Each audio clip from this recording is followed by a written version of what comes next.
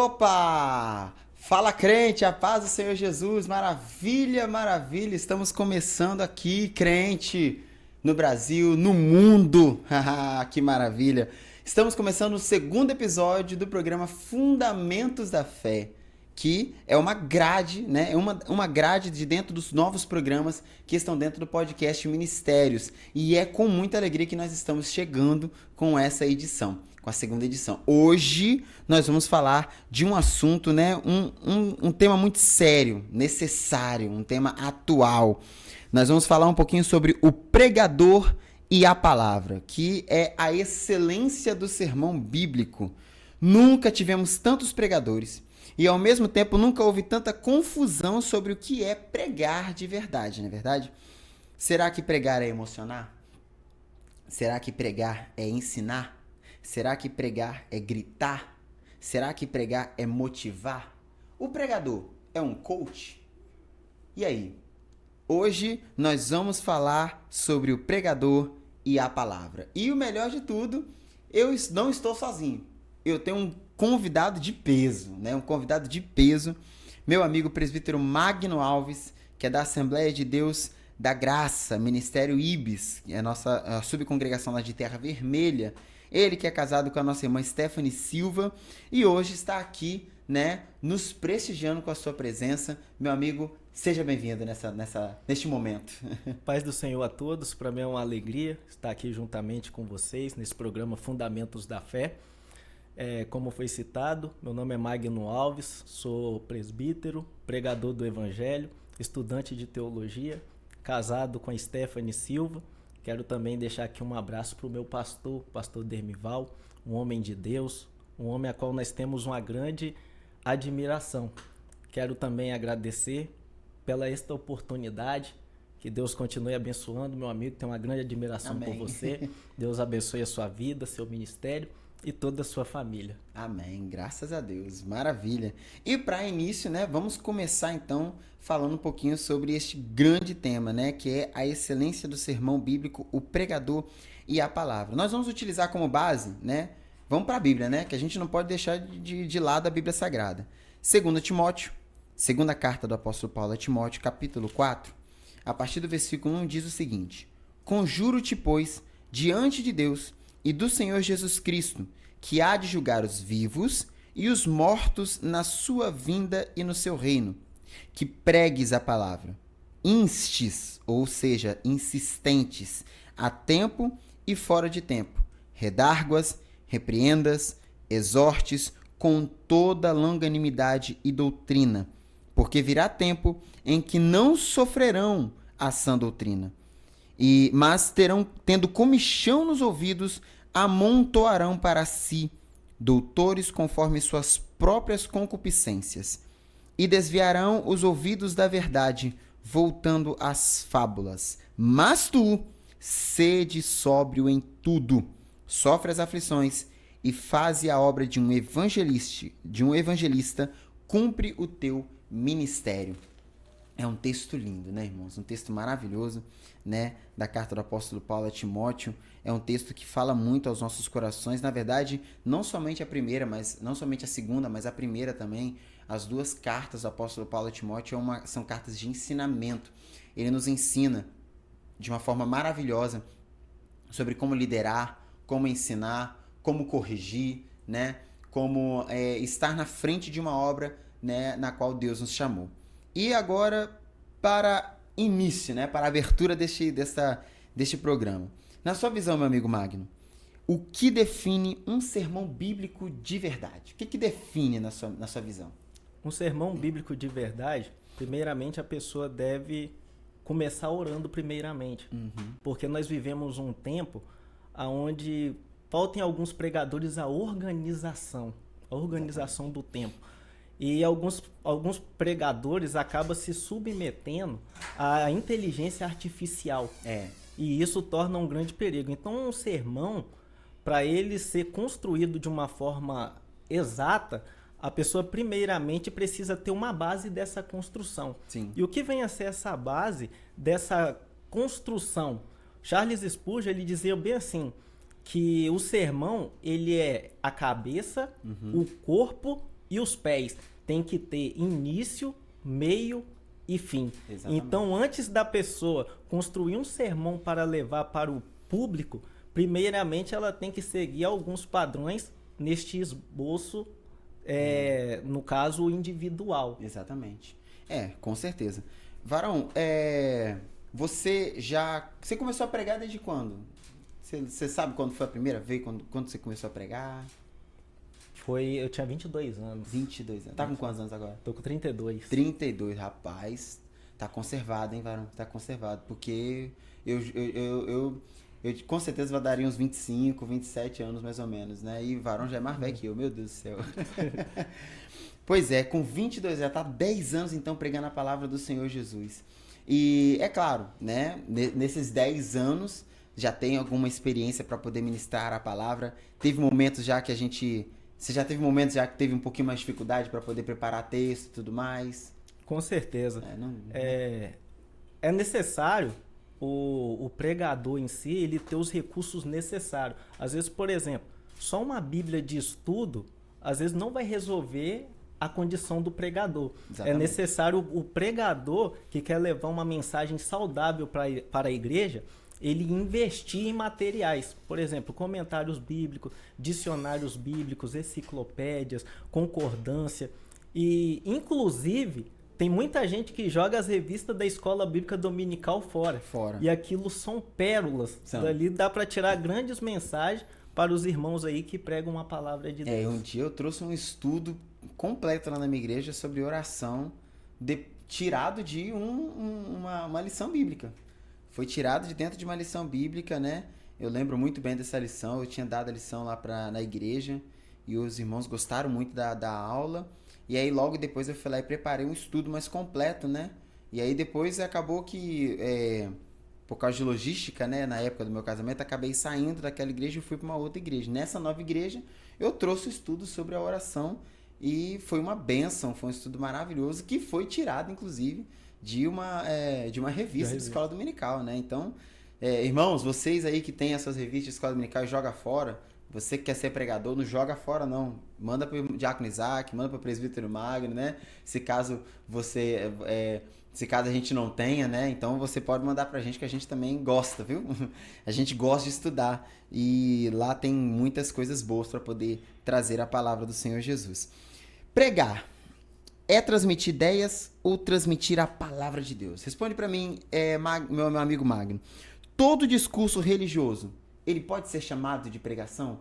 E qual seria a diferença, se não pode ser chamado de pregação, qual seria a diferença de um discurso religioso para uma pregação? Eclesiastes, capítulo de número 1, o texto diz bem assim, palavras do pregador.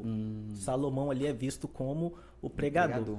E quando nós olhamos esse termo pregador, no Antigo Testamento só aparece no livro de Eclesiastes. No Novo Testamento aparece também de uma forma clara assim acerca pregador.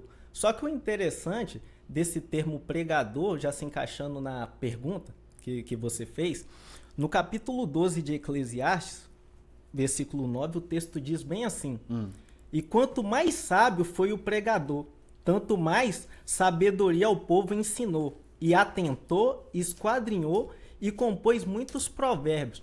O pregador, ele é alguém que ele analisa o período a qual ele está vivendo, para transmitir a mensagem a qual é necessária para aquele tempo. Karl Barth, ele vai dizer bem assim, que o pregador ele tem que ter a Bíblia numa mão e o jornal na outra, porque a Bíblia ela é luz que vai ir dissipando todas essas trevas. Então, determinados ambientes onde a palavra de Deus é pregada, a questão é, qual é o intuito? Qual o intuito que essa mensagem está sendo levada? Está sendo para alcançar almas ou está sendo para buscar outros propósitos, outros objetivos? Se o intuito for apresentar a Jesus e buscar a salvação das pessoas, então a mensagem está sendo pregada de forma correta. Exatamente. Então, ou seja, nem todo discurso religioso ele pode ser chamado, então, de uma pregação. Né? Nesse caso, nem todo discurso religioso pode ser chamado de uma pregação.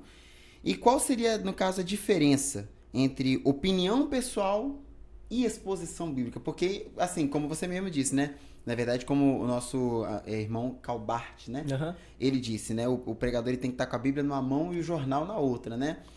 E aí, o problema é essa questão do jornal na outra, né? Porque o jornal, ele nos traz as coisas que acontecem nos dias de hoje, as atualidades. E aí que entra o erro de muitos pregadores, né? Que é ignorar a Bíblia Sagrada e pegar a atualidade e passar a utilizar essa atualidade para transmitir as suas ideias, né? E aí é que entra a questão de qual seria a diferença entre a opinião pessoal e a exposição bíblica, né? A opinião pessoal, ela pode ser uma condição suficiente e necessária para uma pregação bíblica? Não, ela tem que estar baseada na palavra de Deus. Exatamente. Tem que estar baseada na palavra. Não pode fugir da palavra de Deus. Não pode fugir da palavra de Deus. Então ela é necessária, né? Porque a gente tem que ter as nossas próprias opiniões, é óbvio, né? Mas ela não deveria ser suficiente, né? Porque a única coisa que é suficiente para o crente é a palavra. É a palavra de Deus. Não pode mudar, né? Então, se já vem aí um bom conselho, né, pra gente, né? Isso. Se a sua opinião não vai contra a palavra de Deus, então você pode pegar a sua opinião e jogar bem longe, né? A nossa opinião tem que ser irrelevante. O mais importante é a palavra de Deus. É possível pregar muito e ainda assim não pregar a palavra? Pregar muito e é possível não pregar a palavra. É possível? É possível. Mas existem pessoas assim, né? Existem pessoas assim. E aí? Porque a finalidade do pregador, o pregador ele é um orador público ou um mensageiro.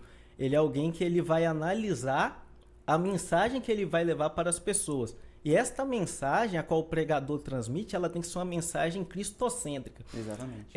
Martin Lloyd Jones ele vai dizer bem assim, o que é a teologia? É lógica pegando fogo, é a teologia em chamas. Sim. É o raciocínio lógico. Então, o pregador, quando ele transmite essa mensagem para as pessoas, ele tem que ter raciocínio naquilo que ele está transmitindo. Por exemplo, Jesus era alguém profundo, mas só que ele falava de uma forma rasa para as pessoas entenderem. Hoje em dia, tem muitas pessoas que são rasas e querem pregar de forma profunda para as pessoas. É aí que entra o problema, né? É aí que entra o grande segredo. E por falar em teologia, vamos aqui quebrar um tabu, não é verdade?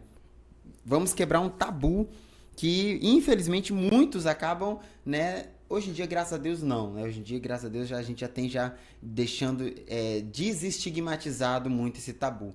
Mas, infelizmente, muitos ainda acreditam que a teologia, ela esfria. Não, ela apaga o fogo estranho. Eita glória! A teologia apaga Por quê? Por quê?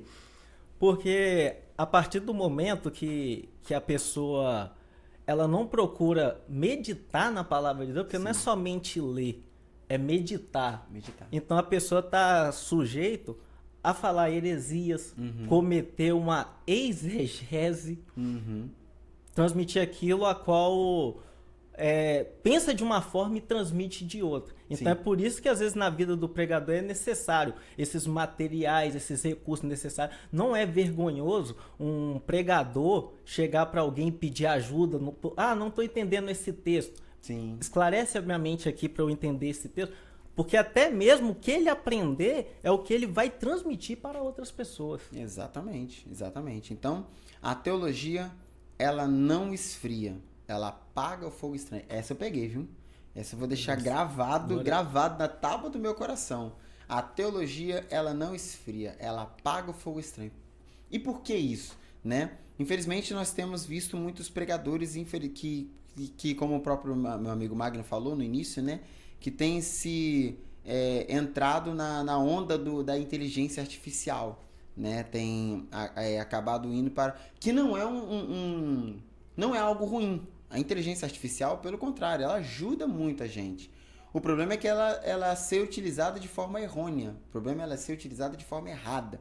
O cara vai lá, não tem o sermão, não tem um esboço preparado, chega para a inteligência artificial e fala, ó, tem aqui o tema tal, prepara o esboço para eu poder pregar sobre esse tema. E aí ela vai lá e prepara todo o esboço certinho.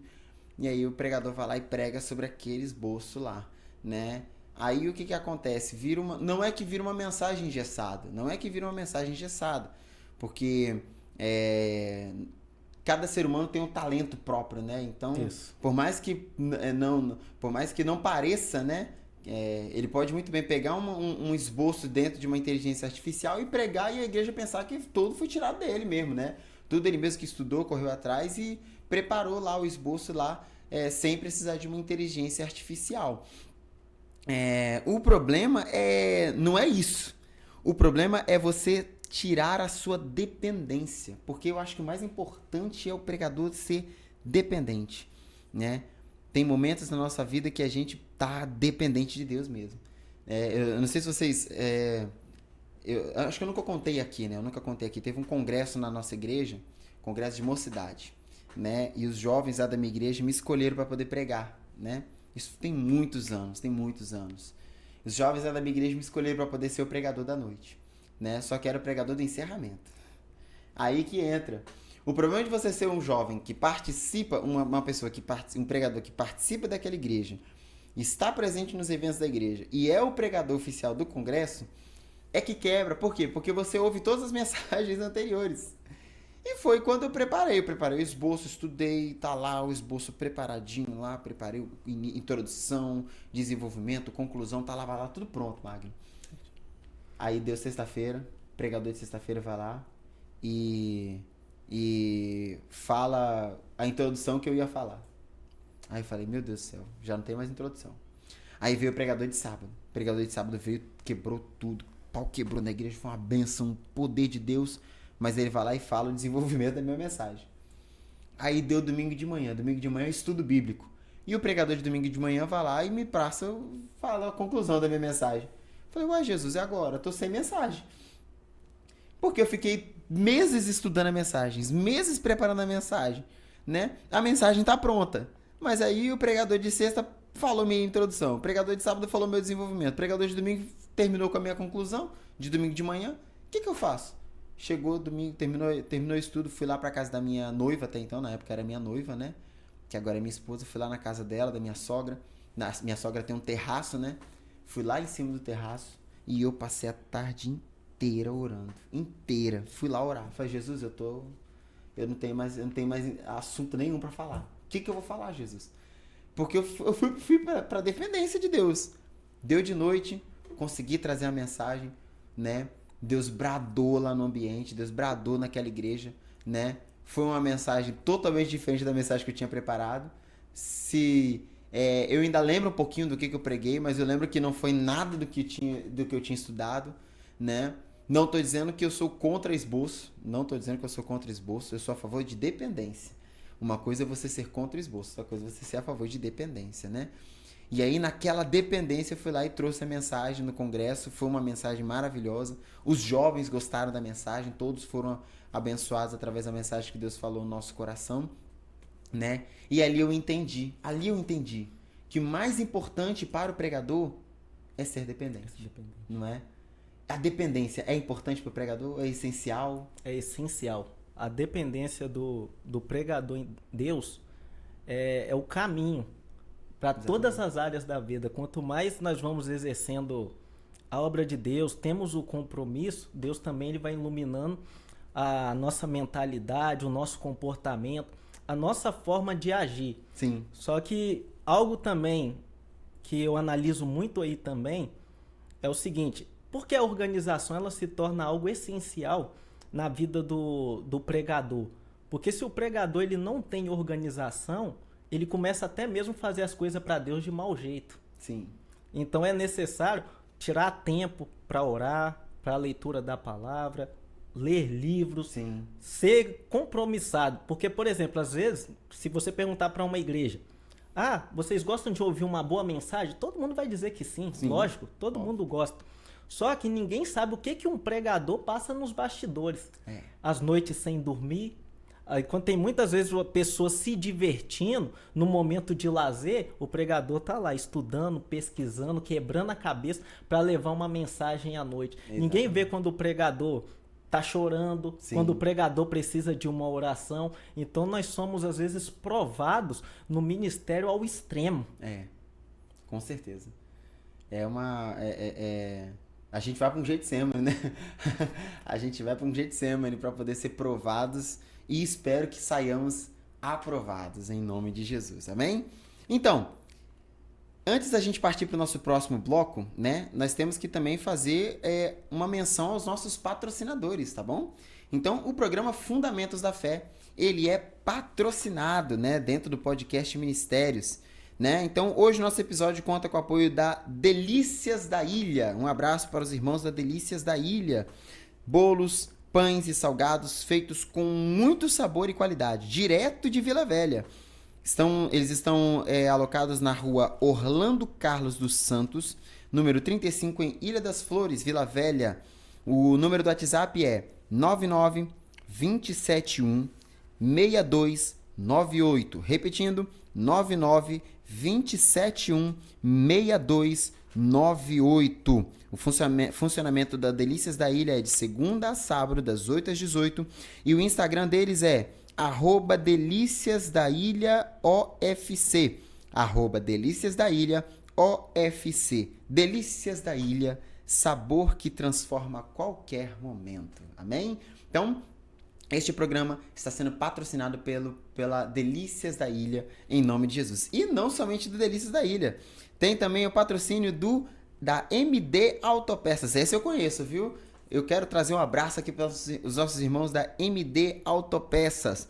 Lá você encontra autopeças com orientação técnica de verdade para evitar prejuízo e comprar a peça certa para o seu veículo, né? Para o seu veículo automotivo. O endereço é Rua Itaoca, número 6, Alvorada, Vila Velha. O número do WhatsApp é 27 99 73 30 380. 27 99 73 30 380. Instagram, @MD Peças Auto. @MD Peças Auto. MD Autopeças, qualidade e confiança para cuidar do seu carro. Amém? Então agora, né, que o meu amigo Magno falou sobre a ideia de organização, né, que o pregador tem que ter uma organização do sermão. Então nós vamos agora entrar a respeito do sermão, né? O fundamento de um sermão. Vamos entrar nessa ideia aqui. Como que a gente começa a organizar um sermão bíblico? Se o sermão é bíblico, a base precisa ser a Bíblia. Isso é primordial. Mas por que Paulo não disse prega ideias, mas prega a palavra? Primeiramente, antes do pregador transmitir o sermão para o povo, primeiramente ele vai começar com um esboço. Sim. E o esboço ele vai ter o seu passo a passo. Por exemplo, tem pessoas que gostam de escolher um determinado tema e pregar sobre o tema. Então ali tem toda uma construção. Tema, tem a parte introdutória, desenvolvimento, os tópicos e vem a conclusão. Só que quando nós estamos preparando um esboço, por incrível que pareça, a última parte não é a conclusão, é a introdução. Porque você vem construindo ali tudo e a introdução é onde você vai transmitir. Quando isso é levado para diante do público, aí vem seu sermão. Sim. E tem o sermão a qual nós já conhecemos, que tem o sermão expositivo, o sermão temático e o sermão textual. Sim. E tem muitos outros tipos de sermões também. Então, cada pessoa vai ter uma afinidade com um determinado tipo de sermão. Então, quando Paulo ele começa a transmitir acerca de um sermão, toda a mensagem de Paulo tinha um fundamento. Sim. Cristo. A mensagem de Paulo, dos apóstolos, era uma mensagem a qual apontava para Cristo. Porque não adianta um pregador transmitir uma mensagem, mas não conduzir as pessoas até o único meio de salvação, que é Jesus. Então a mensagem de Paulo é uma mensagem cristocêntrica. Exatamente. Então, pregar a palavra justamente porque a palavra é Cristo. Né? Não pregue ideias, pregue a palavra porque a palavra é Cristo. João capítulo 1, versículo 1 diz: no princípio era o verbo, né? E o verbo estava com Deus e o verbo era Deus. E o que é o verbo? É a palavra, é Jesus. Jesus é a palavra, né? Então, se no princípio era a palavra, então nós temos que pregar primeiro a palavra, né? O princípio de todas as coisas, o meio de todas as coisas, que é o caminho. Jesus disse, né? Em João capítulo 14, versículo 6, eu sou o caminho, a verdade e a vida. Então, se ele é o início de todas as coisas, se ele é o caminho de todas as coisas, então o foco principal de toda a mensagem deve ser Cristo. O que acontece quando o texto bíblico vira apenas pretexto? E aí? O que acontece? Não ocorre salvação, não tem desenvolvimento, porque quem está ouvindo vai ser confrontado pela palavra. Então, se não tem uma base que faz a pessoa refletir naquele momento atual, a pessoa vai permanecer da mesma forma. Na segunda epístola de Paulo a Timóteo, no capítulo 3, versículo 16 e 17, ele diz bem assim: toda a escritura é divinamente inspirada e proveitosa para ensinar, para redarguir, para corrigir, para instruir em justiça, para que o homem de Deus seja perfeito e perfeitamente instruído para a boa obra. Há uma mensagem, ela bem exposta diante do público, ela gera amadurecimento, gera arrependimento, e inclusive quem está transmitindo a mensagem, ele tem que até mesmo ter uma aptidão espiritual. O que é isso? A partir do momento que a mensagem corta para ele, ele tem que ter o cuidado para transmitir para as pessoas também, para que as pessoas venham entender qual é o propósito daquela mensagem que está sendo pregada ali. Exatamente, maravilha. Né? O pregador, eu achei interessante que, eu nunca tinha parado para pensar nisso, que a maioria dos esboços que eu preparo, eu não começo pela introdução, eu começo pela conclusão. Né? Por quê? Por que eu começo pela conclusão? Porque a conclusão é meio que o clímax, né, da mensagem. Então, geralmente vem primeiro o clímax da mensagem, a gente está lá meditando, lendo, orando, primeiro vem o clímax. Então, para chegar até ali, a gente prepara o caminho, né? Isso. E aí, nessa preparação do caminho que vem a introdução, vem o desenvolvimento, né? Para aí, então, deixar tudo preparado para a conclusão, né?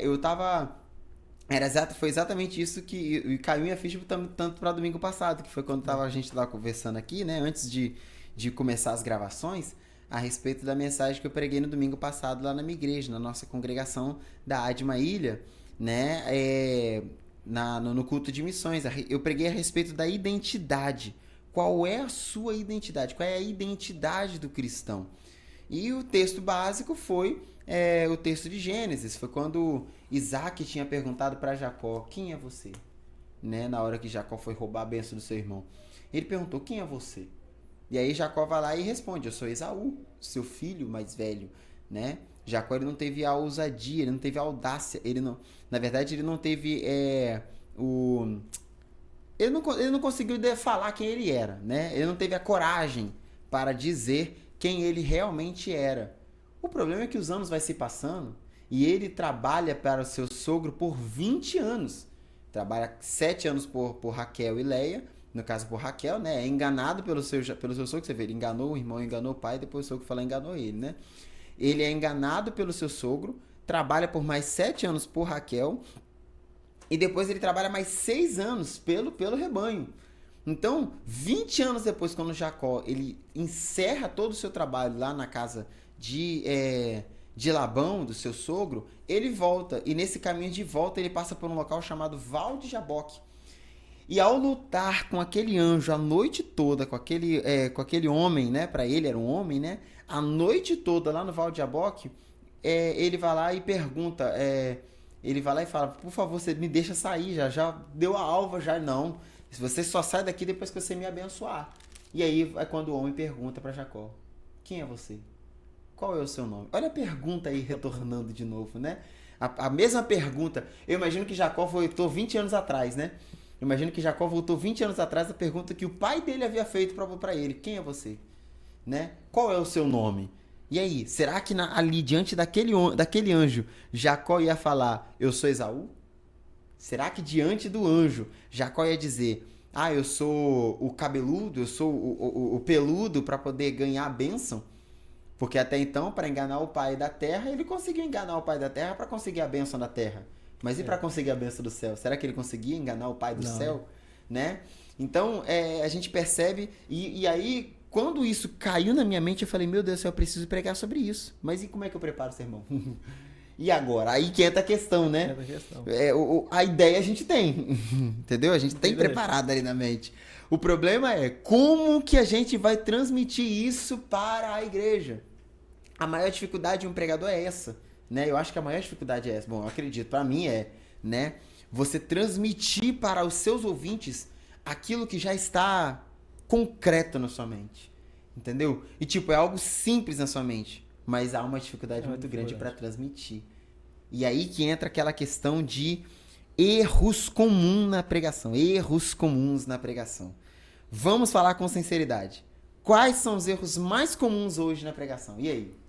Os erros mais comuns que ocorrem, eu vou começar com uma frase bem básica que algumas pessoas se utilizam de uma forma errada.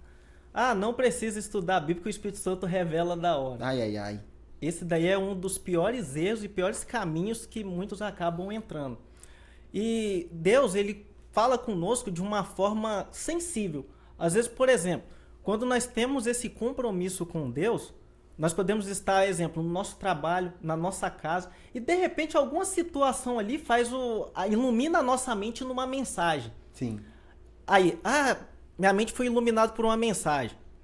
Vou pregar acerca disso. Aí entra a parte que você até comentou. Só que na hora, por mais que nós preparamos um esboço, não sei se já aconteceu isso com você, na hora que nós vamos transmitir, parece que vai mudando totalmente a direção. É verdade. Deus entrega algo ali na hora também.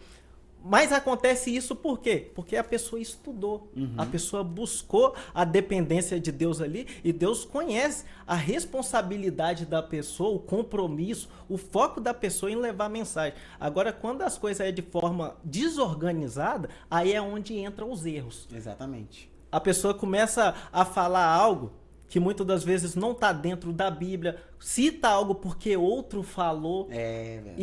E o pior erro acontece o quê? Não é errado ouvir outros pregadores. Sim. Mas se a pessoa citou algo ali, por exemplo, de contextos históricos, a pessoa tem que pegar e tem que pesquisar. Aonde está a fonte? Aonde está isso? Porque senão a pessoa vai transmitindo coisas ali que não é verídico. E isso daí vai matando a igreja. Acaba matando a igreja, né? Porque não há nenhum erro em pegar a mensagem de outros, né? E copiar a mensagem de outros pregadores. Quando eu comecei a pregar, ai meu Deus do céu, agora já vem a mente, né? Tem quanto tempo que eu prego? Misericórdia. Eu prego desde os 13 anos de idade. Eu tô com 30, então 17 anos. 17 anos que eu tô pregando. E eu lembro que com 13 anos de idade eu pregava mensagem de outros pregadores. Eu ouvia Marco Feliciano pregar muito, então eu preguei muitas mensagens dele. Eu lembro até hoje da mensagem O Grande Conflito. E eu lembro que no começo eu chegava e falava cada palavrinha. Mas com 13 anos de idade, né, também. Então, cada palavrinha lá que ele falava, eu ia lá e copiava, né? Mas depois de algum tempo eu passei a eu mesmo preparar as minhas próprias mensagens, né? Mas o importante é começar, né? O importante é começar. Perder o medo, né? Que o mais importante é isso, a gente perder o medo de trazer a mensagem, de pregar a palavra. A gente não pode ter medo de pregar a palavra. E aí entra nessa outra questão também. Qual o perigo de pregar sem contexto bíblico? Corre um grande perigo da pessoa não conseguir transmitir para a igreja aquilo que o texto bíblico quer dizer.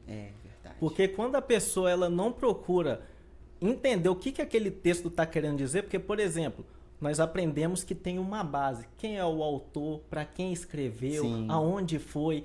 Então, quando você consegue transmitir isso de uma forma clara, então a pessoa ela fica presa naquilo que você está transmitindo. Então ela sai dali entendendo, compreendendo a mensagem. Agora, quando não é citado o contexto, fica sempre faltando algo. A pessoa fica se perguntando, mas por que ocorreu isso? Por que está acontecendo isso? Então é necessário o pregador se atentar também no contexto daquela época e também na hora de fazer a aplicação, porque vem um contexto, vem aquela preparação toda, aí a pessoa vai compreender que aquilo que ocorreu naquele contexto pode ser também de ajuda primordial para o tempo presente. Exatamente.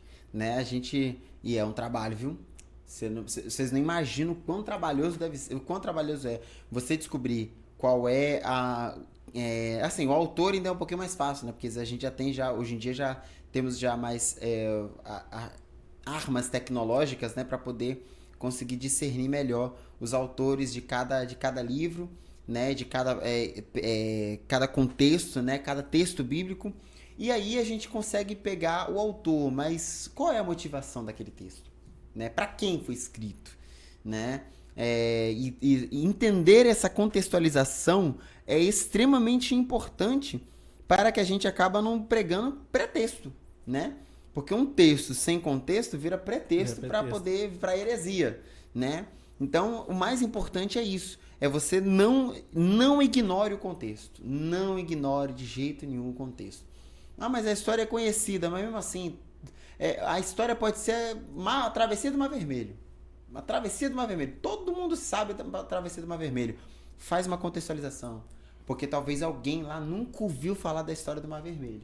Isso. Faz uma pequena... 1 minuto, 2 minutos de contextualização já é o suficiente para que a gente possa entender melhor. É claro, quanto mais tempo a gente puder para poder aproveitar, para ter esmiuçar, fazer aquela exegese esmiuçada da palavra, melhor. Mas se não tiver tempo, pelo menos 1 ou 2 minutinhos para poder fazer a contextualização, não é verdade? Excelente. Emoção pode substituir revelação? Não. Charles Spurgeon, ele diz bem assim: os convertidos que nascem emocionados morrem quando a emoção acaba. Tudo que começa na emoção não vai gerar fruto, não vai gerar arrependimento, não vai gerar transformação. Agora, a maior revelação a qual nós temos é a palavra de Deus. Hebreus capítulo 4 vai dizer: porque a palavra de Deus é viva e eficaz, mais penetrante que uma espada de 2 gumes, penetra a divisão da alma e do espírito, das juntas e medulas. Só a palavra de Deus pode causar essa verdadeira transformação na vida do pecador. Exatamente. Ela é apta para discernir as intenções do coração. Olha que maravilha. Bênção pura. E existe show no púlpito hoje? Claro que existe, né? Muito, muito show. Você já presenciou alguns shows em púlpitos nos dias de hoje? Já. Várias vezes, né? Bastante. Não tem como, né? Mas, mesmo assim, a gente tem que sempre atentar para o lado bom, porque o certo é o certo. Mesmo que ninguém esteja fazendo. E o errado ainda é errado. Pode estar todo mundo fazendo. Então, o errado é errado, mesmo que todos estejam fazendo, e o certo ainda é o certo, mesmo que ninguém esteja fazendo. O problema nos dias de hoje é que muitos pegam maus exemplos, e reproduzem os maus exemplos, né? E aí, o que acontece? A gente sempre... Isso é sempre batido na tecla. Lá na sua igreja não, mas na minha acontece muito isso. Bate muito na tecla das pessoas falam: mas fulano tá fazendo errado e nada acontece. Mas Beltrano tá fazendo errado e nada acontece. Mas a igreja tal tá fazendo e nada acontece. Tá, você pegou os exemplos ruins. Vamos pegar agora os exemplos bons? Porque tem outros que estão fazendo e continuam certos. Tem outros que estão continuando fazendo correto e continua sendo uma bênção. Tem igrejas que estão fazendo o correto e continua sendo uma bênção. Então, se você está me trazendo exemplos ruins, eu não posso muito bem trazer exemplos bons também? Né? A gente não pode pegar exemplos bons. E você, Magno, tem exemplos bons de pregadores? Tem bons exemplos de pregadores. Eu já sei viu? Eu já sei quais são os exemplos de pregadores dele. Fala pra gente aí quais são os seus maiores exemplos de pregadores. Por exemplo, antes de eu falar acerca desses pregadores conhecidos, que é famosos por muitos, eu tenho uma grande admiração assim pelos meus pastores. Quero frisar isso porque às vezes a pessoa fala bem assim: gosta tanto de alguém de fora, mas os próprios pastores da casa... Não, meus pastores também são pessoas que eu admiro, são pessoas de Deus, empenhados na obra. Começo do ministério, quando a gente inicia assim, a gente sempre tem alguma pessoa como referência. Sim.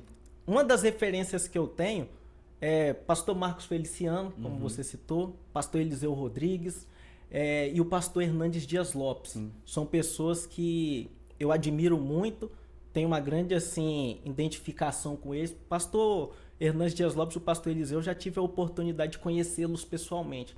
Pastor Hernandes Dias Lopes também, sem palavras, um homem de Deus, inspira demais. Então, quando nós olhamos para estes homens e procuramos seguir os passos que eles estão seguindo, uma vez eu ouvi uma frase dizendo bem assim, para você chegar em muitos lugares aonde muitos chegaram, comece a se comportar com quem você tem como uma referência. Sim. Então, a partir do momento que você tem alguém como uma referência, você passa a ser um espelho também para outras pessoas. Às vezes você está olhando para alguém, como você disse, pessoas boas dentro da igreja que transmitem boas referências. Mas enquanto você está olhando para alguém para tentar ser ainda alguém melhor, tem alguém também olhando para você, se inspirando em você. Exatamente. E muitas das vezes, tem muita gente que às vezes não parou na caminhada por causa da nossa dependência de Deus e o nosso esforço. Então, isso dá um gás, né? Dá Dá um gás pra gente, né? O próprio texto de Hebreus vai nos falar lá no final do capítulo 11, no início do capítulo 12, de Hebreus, que fala que nós estamos rodeados de uma tão grande nuvem de testemunhas. Mas olha que interessante, tem muita gente que utiliza esse de um contexto diferente, né? Fala que a gente está num dia a dia andando, mas tem um monte de gente olhando pra gente. Mas não é isso. Não é isso. Qual foi o intuito de o escritor escrever aquela parte de rodeados de uma tão grande nuvem de testemunhas? Tem toda uma contextualização atrás disso. E qual é a contextualização atrás disso? Nós temos o capítulo 11 fala sobre a galeria dos heróis da fé. Então o escritor de Hebreus ele vai falar toda a galeria dos heróis da fé, vai explicar os exemplos de fé, pessoas que desbravaram, fizeram, conseguiram marcar a geração deles através da fé, exemplos de fé. E aí o que acontece? No final de tudo isso, ele vai lá e aponta o dedo pra gente. Agora vocês que estão ouvindo essa mensagem, entendam uma coisa. Lá no céu tem uma galeria de heróis da fé que está olhando e contando com a gente. E incentivando a gente. Vai lá, não para, continua, busca. Ah, você está com dificuldade, meu filho? Levanta a cabeça e continua, porque Abraão também teve. Mesmo assim, ele entrou na galeria dos heróis da fé. Isaac teve dificuldades e entrou na galeria dos heróis da fé. Jacó teve dificuldade e entrou na galeria dos heróis da fé. E tantos outros que conseguiram desbravar, que morreram sem ver a promessa, mas ainda continuaram firmes e fiéis. E mesmo assim, eles estão agora, nesse momento, nos incentivando, dizendo, não para, continua na caminhada. Você não está vendo nada na frente, mas continua. Sempre sem olhar para trás, aprenda com Jesus. Jesus na cruz do Calvário podia olhar para a direita, para a esquerda, para frente, para cima e para baixo, só não podia olhar para trás. Então a gente não pode olhar para trás. A gente tem que sempre olhar para frente, sempre olhar para cima, para o alto e à frente, e entender que Deus está no controle de tudo, né? É verdade? Agora tem uma outra. Agora vamos para o último bloco, né? Por incrível que pareça, já estamos chegando no final do programa, né? Por incrível que pareça. Mas agora vamos para esse último bloco que fala sobre a ideia dos ouvintes. Os ouvintes. Porque muitas vezes o problema não é só o pregador. O problema não é só o pregador. Às vezes o problema está nos ouvintes. E é aí que entra um grande segredo, né? Porque não é sobre quem prega, mas é também sobre quem ouve, né? E o público hoje quer palavra ou quer entretenimento, Magno? Meu amigo, você já deve ter até percebido isso. Você prega também. A gente reconhece de cara quando uma igreja é bíblica. Sim. Quando nós vamos transmitir a palavra, a pessoa fica ali com a Bíblia aberta, às vezes papel, caneta. Então nós já vemos que a pessoa já está ali pronto para ouvir a mensagem, está com sede, com curiosidade com o que o pregador ele vai transmitir. Exatamente. Quando esse entretenimento começa a fazer parte do culto, as pessoas param de dar atenção à palavra de Deus. Então passa a ficar perdidos no culto, desconectado da mensagem. E se a pessoa fica desconectada, depois sai dali questionando, o pregador é frio. Mas na verdade, a pessoa já tem que vir com essa preparação para o culto de casa. Em muitas igrejas, às vezes eu percebo que a pessoa pensa que o culto termina quando acaba o louvor. Só que o louvor é um complemento aonde nós estamos preparando o nosso coração para receber a palavra.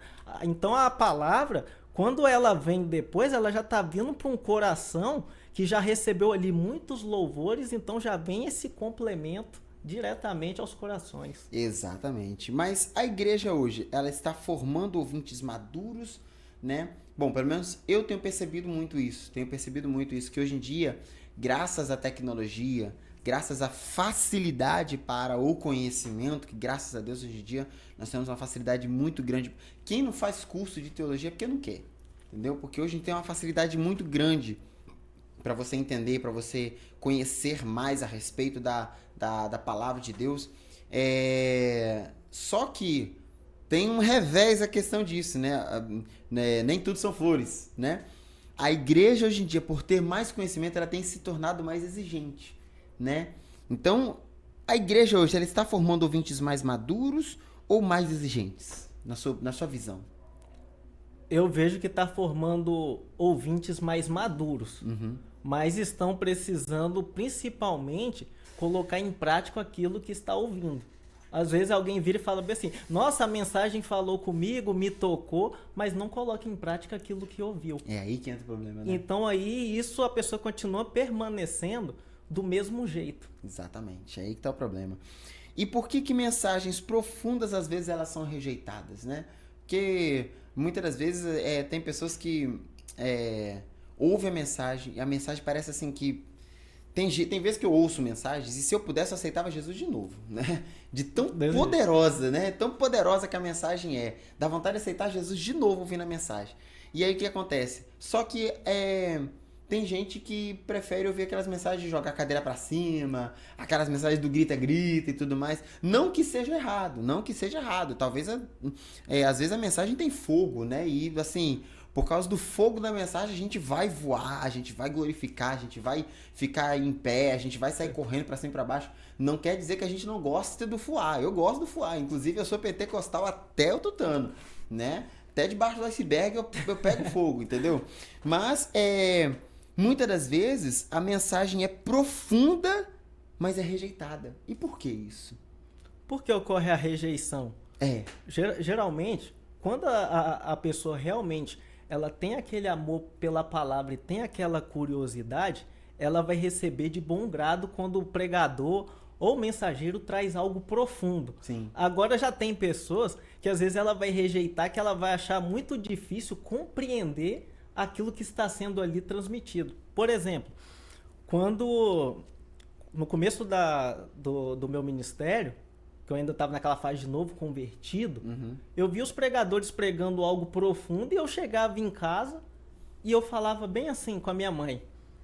Mãe, de onde ele tirou aquilo? Tá na Bíblia. Minha mãe só respondia assim, tá na Bíblia. E eu pegava, procurava e não achava. Gente, mas de onde? Mas achava bonito a forma como a pessoa pregava. Depois, com o tempo, que vem o quê? Esse amadurecimento, que você vai aprendendo, você vai começando a ler livros, vai fazendo cursos.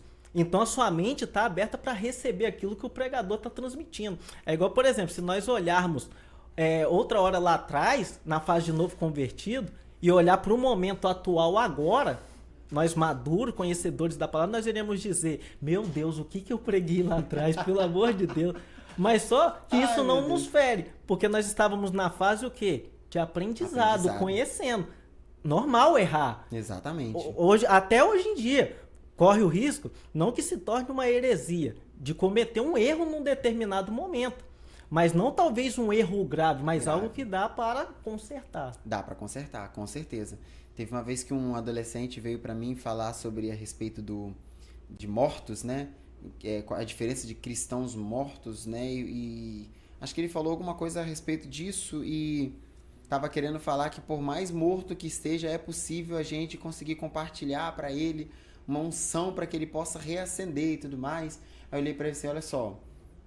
Aí eu falei para esse jovem, olha só, se você quiser falar sobre isso, assim, eu não recomendaria.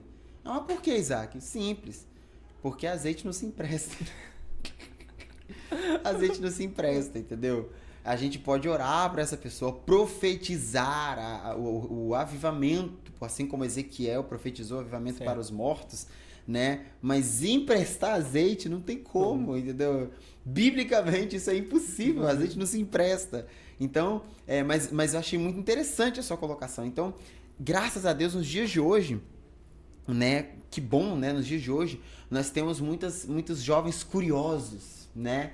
Muitos jovens curiosos. Eu sou o tipo de pessoa que eu faço 2 tipos de pergunta quando eu termino de pregar. Quando eu termino de pregar, eu faço 2 perguntas. A primeira pergunta é para minha esposa e a segunda para os meus alunos, que eu dou aula para os adolescentes lá na igreja. Então, a primeira pergunta eu faço para minha esposa, a segunda eu faço para os meus alunos. Para minha esposa, eu pergunto: você gostou da mensagem? Por quê? Porque ela vai falar se gostou ou não. E ela é realista, né? Melhor coisa é você ter uma esposa que fala a verdade pra você. Quando ela fala, não gostei, aí eu tenho que melhorar e tentar mexer, mudar alguma coisa. E pros meus adolescentes, o que eu pergunto? Você entendeu a mensagem? Por quê? Porque a minha esposa, ela tem mais conhecimento filosófico, mais conhecimento estrutural, mais conhecimento secular, mais entendimento, conhecimento bíblico também. E ela com certeza entendeu a mensagem, mas ela pode não ter gostado. E aí, se ela não gostou, eu vou ter que mexer alguma coisa, melhorar para tentar ficar um pouquinho mais agradável. Não que eu tenha que agradar a ela, é claro, mas assim, no sentido de que se ela não gostou, outras pessoas podem não ter gostado. Mas aí ninguém vai chegar na minha cara e falar, não gostei. Exatamente. Entendeu? Mas quem vai falar? Quem vai falar é a nossa esposa. Agora, os meus alunos, os meus adolescentes, não. Os meus alunos, eles precisam entender, porque eles são mais novos, são menos maduros, são mais imaturos. E por eles serem mais imaturos, eu tenho que transmitir uma mensagem que seja o mais clara possível para que eles possam entender. Porque se um adolescente de 10, 12, 13 anos não consegue entender a minha mensagem, então tem algum erro, não está nele, o erro está em mim. Eu que tenho que mudar e fazer e tentar explicar da forma mais clara possível para que eles possam entender. Teve uma vez que eu fiquei assim, sem palavras, que eu fiquei feliz, porque e muito contente, porque quando eu cheguei pro meu adolescente, perguntei para ele: "Ei, você entendeu a mensagem?" Ele falou: "Não, Isaac, eu entendi 100%. Aí um jovem que estava do lado olhou para ele e falou assim, chegou perto e falou assim: "Isaac, quando é que a gente não entende essa mensagem? É impossível não entender. Você consegue explicar de uma forma tão clara que a gente consegue entender cada detalhe da mensagem. É muito, muito claro. Agora, quem não entender é quem não estudou ou não prestou atenção na mensagem. Isso. E aí não entendeu porque não prestou atenção, mas não porque você não explicou direito. Então, isso deixa a gente feliz. Deixa a gente feliz. E a gente fica mais feliz por causa disso, né? É a excelência do sermão bíblico nessa questão. Agora, pregação excelente não é a que impressiona.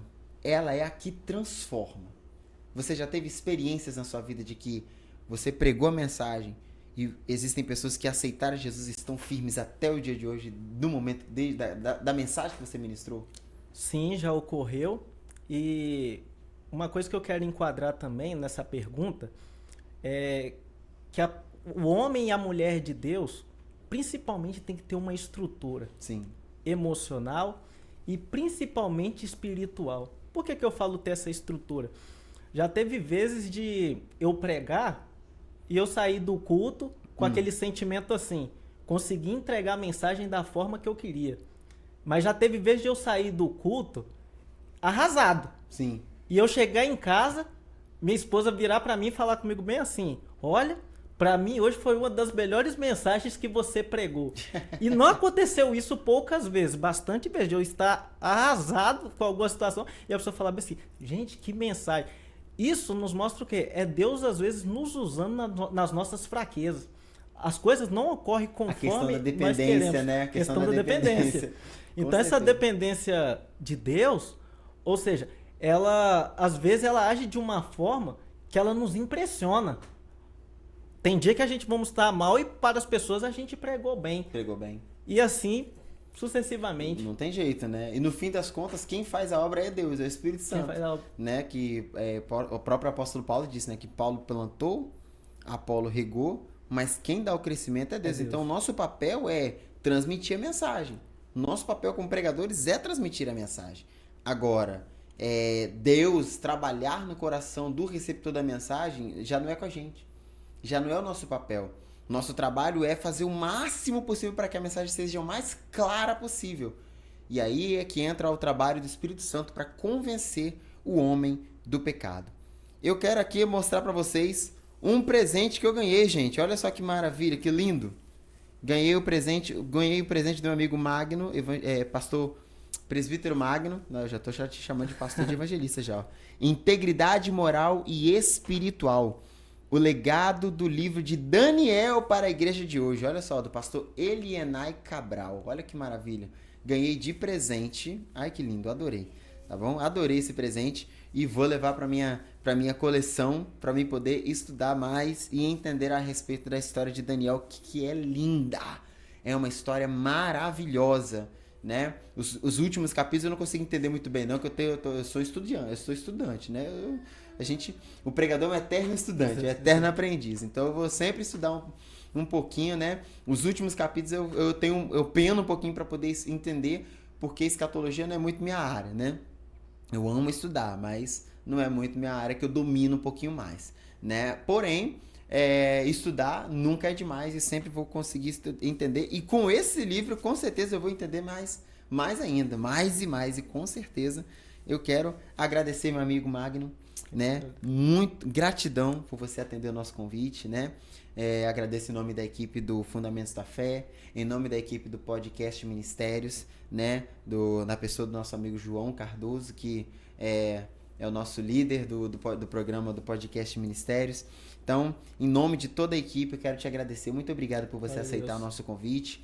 Amém? Vão ter outros convites em nome de Jesus. Esse assunto é muito, muito vasto, né?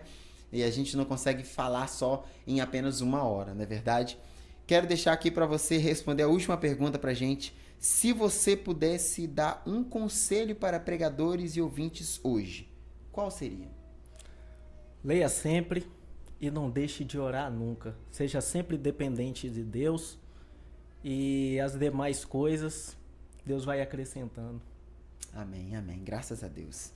Quero agradecer aqui também aos nossos patrocinadores que nos ajudaram. A gente já teve um bloco já falando sobre cada um patrocinador, mas agradecer a equipe da Delícias da Ilha e da MD Autopeças. Que Deus abençoe vocês grandemente. Estamos finalizando o programa Fundamentos da Fé em nome de Jesus. E para finalizar, a oração final vai ficar com o nosso amigo presbítero Magno Alves para a gente encerrar. Soberano Deus, eterno Pai, queremos te louvar, Senhor, te agradecer por este momento a qual nós compartilhamos aqui. Continua, Senhor, abençoando a vida do teu servo, não só o ministério dele, mas também a casa, a família. Continue abençoando, Senhor, este programa. Continue abençoando esta equipe, Senhor, e que venha ser um canal de bênção, Senhor, para os ouvintes e para cada participante, Senhor, que passar por aqui.